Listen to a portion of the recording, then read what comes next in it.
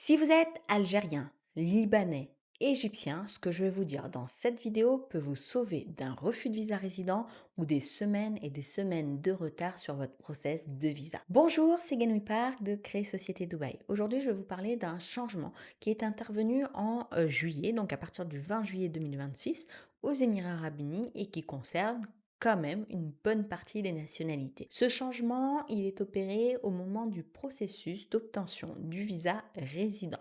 Donc si vous avez créé une société et que c'est la société qui vous sponsorise, c'est un élément qui va venir à l'étape du visa résident seulement, mais il est important pour autant de bien préparer les choses parce que si vous êtes déjà sur le territoire au moment où vous venez faire le visa résident et que vous aviez prévu de rester très peu de temps, si vous n'avez pas préparé les choses en amont, vous allez rester coincé pour un petit moment. Anticiper n'est pas une option, c'est une condition du succès.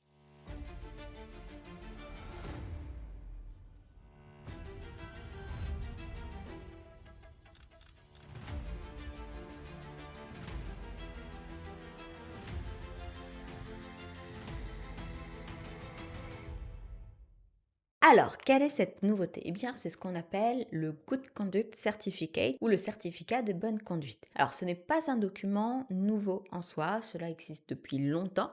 Ce qui est nouveau, par contre, c'est que pour certaines nationalités et origines, il va falloir soumettre ce document en même temps que la demande de visa résident, que ce soit un visa résident sous une entreprise, que ce soit un visa résident employé ou encore un visa résident famille. À noter qu'aux Émirats Arabes Unis, il est également appelé Police Clearance Certificate. C'est au total 45 nationalités qui vont être concernées par cette nécessité d'apporter ce document lors de la demande de visa résident. Ce document a pour vocation, pour but de montrer que votre casier judiciaire est vide. Sont tout d'abord concernés l'Afghanistan, l'Algérie, Cuba, l'Égypte, le Bhoutan, la Bulgarie, l'Inde, l'Éthiopie, l'Irak, le Mexique, le Népal, la Gambie, la Somalie notamment, et ces nationalités-là font partie de la phase numéro 1 qui était concernée à partir de juin.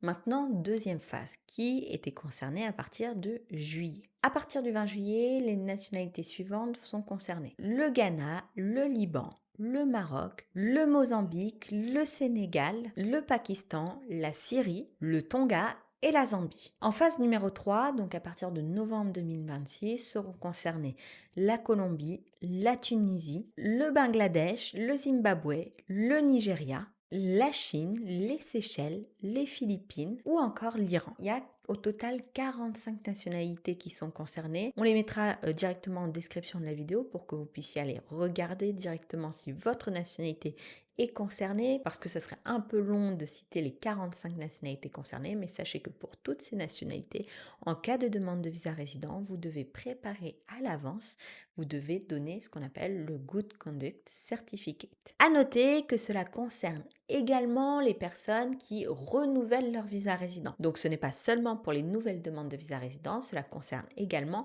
les renouvellements. Par contre, cela ne concerne pas du tout les visas temporaires, les visas touristes et les visas étudiants. Enfin, dernière information, l'administration aux Émirats accepte le document en arabe principalement ou en anglais, mais pas dans une autre langue, et peut demander à ce que ce document soit légalisé auprès de l'ambassade des Émirats Arabes Unis de votre pays d'origine. Donc faites attention à bien légaliser puis traduire, parce que si vous faites traduire avant légalisation, dans ce cas-là, la traduction ne couvrira pas la légalisation. Enfin, dernière information, cela vous concerne également si ce sont des simples origines. Si vous êtes par exemple français d'origine tunisienne, vous êtes également concerné par ce certificat de bonne conduite. Donc pensez à le demander avant votre process de visa résident pour que le process soit le plus fluide possible et que vous ne soyez pas coincé sur le territoire pendant le moment de l'obtention. Petite attention, cela concerne également les personnes qui sont en cours de visa résident. Donc si vous avez déjà créé votre société et que vous vous apprêtiez à demander votre visa résident,